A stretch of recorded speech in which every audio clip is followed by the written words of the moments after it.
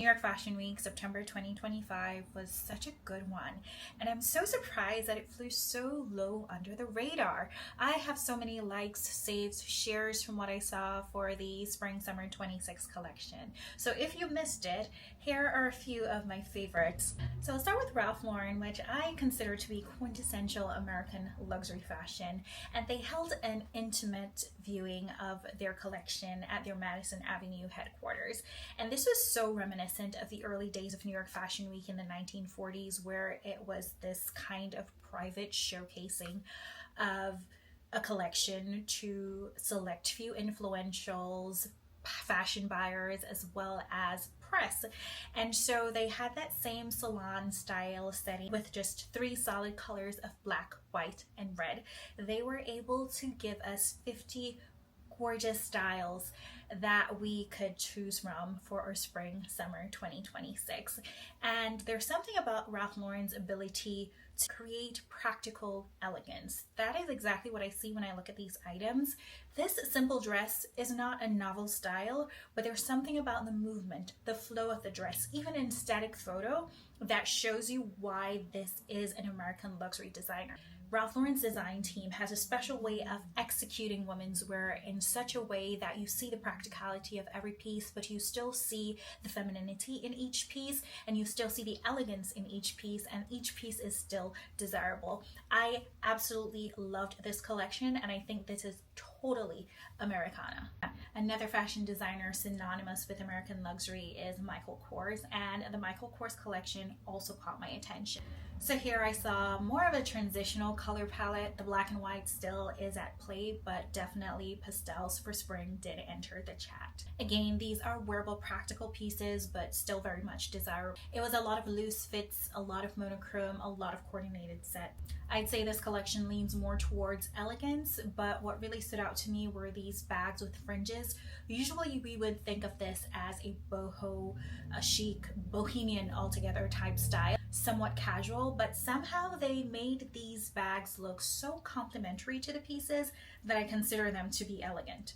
And I have to say, it's not just the designs, but the styling of these pieces, the choices of accessories, of models, just hair and makeup, everything was seamlessly fitting into each other. This was a perfect looking collection.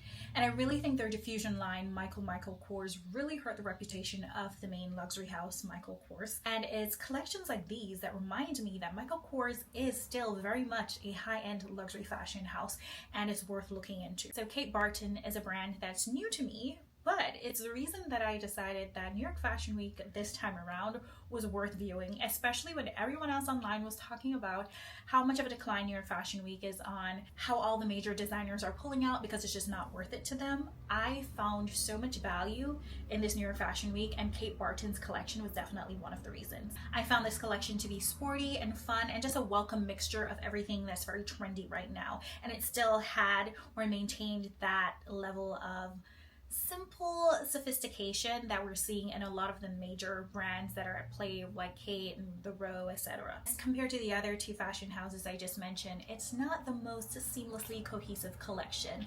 It's a little bit eclectic, a little bit messy, but that's not necessarily a bad thing, especially now that the new influentials in fashion, being Generation Z and Alpha, they are looking for this beautiful chaos. They're looking for this mixture of expression, and I definitely think Kate Barton through this collection has shown that they are catering to those influentials who are up and coming. The standout pieces for me in this collection were obviously this red fluid dress that was just oozing stunning.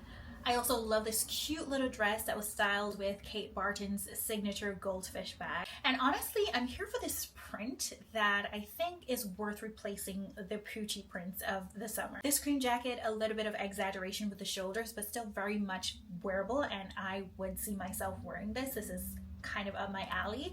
But if there was one look that I could take away from this entire collection for myself, it would be look number one, because you know I love to see the elegance in simplicity, and the execution on this was perfection. Next up is Proenza Schouler, which is one of my favorite design houses, and it was a beautiful surprise to see another one of my favorite, Rachel Scott's injection into the brand. It was mere days after she was announced to be the new creative director for the brand. She was already consulting and collaborating on this collection for New York Fashion Week for 2025.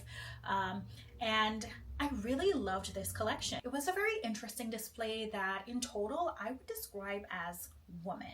I just saw through each piece a bold, daring, confident woman. She's unafraid to stand out in these colors. She's unafraid to stand out in these prints. She will dress for the occasion. I definitely see Rachel's love for texture through every single piece, and I'm excited to see the direction Proenza Schouler is going to go under her directorship. Speaking about Rachel Scott, her very own fashion label, Diotima, got to showcase their first collection on a runway. Believe it or not, after all the awards she's gotten, this was their very first showing. I have a very special place in my heart for Rachel Scott and the brand Diotima, as we are fellow country women, and this collection was called Carnival. And if you know anything about Carnival in the Caribbean, you know it is just a lot of fun dancing, but it was really born out of oppression or resistance against oppression. And there's a certain look you have, or in your mind you perceive what carnival celebration should be like. But if you look at this collection, you would not automatically think carnival. However, if you look deeper, you will see the different aspects that Rachel and her team has pulled out of carnival and its history and injected into these pieces that were sent down the runway. It's not your typical collection. It's really an acquired taste, I honestly believe so. But it's very thought-provoking and transformative, and I believe that's something that's necessary to get back into fashion. I think we oversimplified a lot of fashion, and this is necessary, and I do appreciate this collection. And I do see a lot of elements of this Caribbean celebration, the ruffles, the crochet, the spray paint. This is all the very much Carnival, Bacchanal, Juve, all of this intertwined into high fashion, and I totally love it. Grace Link's collection was another one that made me stop and look. It's not the typical spring summer that we're used to. It's not the pastels, it's not the florals for spring. It was a strong collection of silver, white, gray, and black. But I think overall the collection, the designs, the choice of models, the styling was just chef's kiss and beautifully done. Ashland was another brand that I was not familiar with, but I truly loved their presentation of the black, the red, the white, and a splash of blue for spring summer 26. Very interesting shapes. I love that it's just all oversized but with purpose. Very much wearable, but still red carpet worthy. Speaking of red carpet worthy, I cannot envision a spring summer 26 with award shows and red carpets, and Wiederhoft is not a brand that is featured over and over at these events. I saw a unique spin on pastels for spring with corseted insanity. Every design was perfection. If I was a fashion buyer, if I was a personal shopper, if I was a stylist, if I was a celebrity, I would want this entire collection for myself. Prabal Gurung's collection is another one I was actually looking forward to seeing. I appreciated their previous New York Fashion Week collections, and so I knew I was not going to be disappointed, and I was not.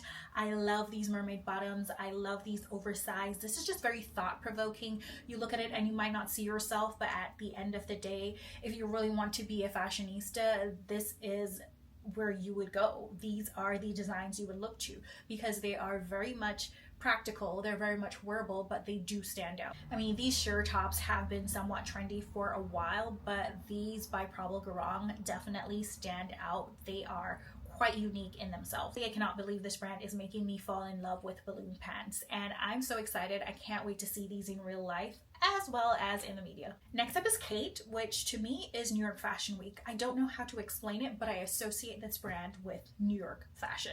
I love the backdrop, I love the scenery, I love the models, I love this collection. It was dark, it was black, it was leather, but they did have florals for spring. This collection got me so excited because I feel like Khaite had been going around over these years collecting all the infinity stones of minimalism, understated, quiet luxury, and they were able to use those powers and snap us into this amazing collection, and I'm so excited to see it. Finally, for this video, I want to say look out.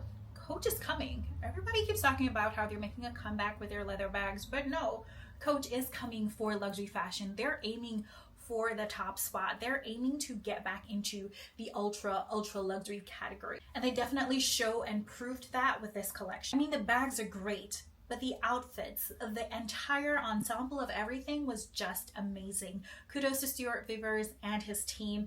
They are doing a fantastic job, not just in social media, not just with their products, but also with just overall making sure that Coach continues to improve as a brand. This is a type of improvement you want to see with a fashion house that serves everyone.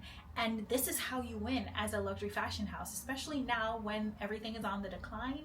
When it comes to luxury, consumers not spending, not finding interest.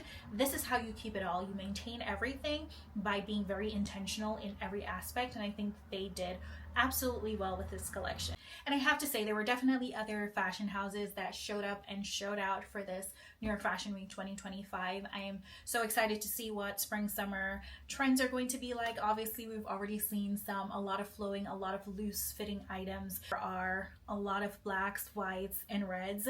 But let me know in the comments how you're feeling about New York Fashion Week. Has this fashion week revived your interest in luxury fashion? Or are you just disinterested altogether? Until my next video, stay fashionably well.